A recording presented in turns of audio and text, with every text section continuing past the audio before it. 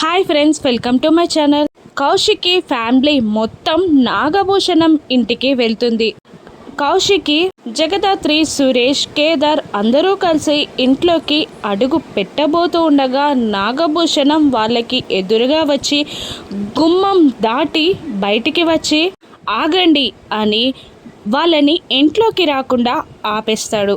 కౌశికిని చూస్తూ నాగభూషణం, నీకు నా ఇంట్లోకి అడుగుపెట్టే అర్హత లేదు, నీ వాళ్ళకి నా ఇంట్లో చోటు లేదు అని తేల్చి చెప్పేస్తాడు కౌశికితో నాగభూషణం. దాంతో ఆదిలక్ష్మి కూడా నాగభూషణం దగ్గరికి వచ్చి, ఇన్నాళ్ళుగా మన ఇంటికి రాని కోడలు ఇప్పుడు ఇంటి ముందుకు వస్తే ఇంట్లోకి కూడా రానివ్వకుండా బయటికి నెట్టేస్తావా, నీకు మనస్సాక్షి లేదా అని ఆదిలక్ష్మి నాగభూషణాన్ని ప్రశ్నిస్తూ ఉండగా ఇక కౌశికి బాధగా, ఇక్కడ ఈ ఇంట్లో పంతానికి పట్టుదలకి చోటుందే కానీ ప్రేమకి చోటు లేదు, వెళ్దాం పదండి అని అంటూ కీర్తి పాపని, జగదాత్రిని, కేదార్ని, ఆ ఫ్యామిలీ మొత్తాన్ని తీసుకొని కౌశికి వెళ్ళబోతూ ఉండగా ఇక సురేష్ వాళ్ళ నాన్నగారిని, నాగభూషణాన్ని, నీకు మనస్సాక్షి అన్నదే లేదా నాన్న, ఇన్నాళ్లకు నా భార్య ఇంటికి వస్తే